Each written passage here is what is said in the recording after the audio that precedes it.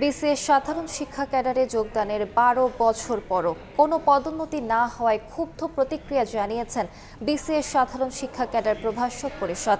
রাজধানীর মাধ্যমিক ও উচ্চ শিক্ষা অধিদপ্তর প্রাঙ্গণে অবস্থান কর্মসূচি ও সংবাদ সম্মেলনে তারা বলেন, ৩২তম বিসিএস থেকে ৩৭তম বিসিএস পর্যন্ত প্রায় ২৫০০ কর্মকর্তা পদোন্নতির যোগ্য হলেও দীর্ঘদিন ধরে তা ঝুলে আছে।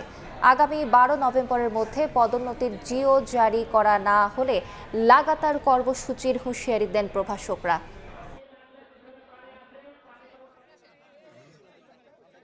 চাকরিতে যোগদানের ১ যোগ পরেও প্রথম পদোন্নতিটি পায়নি।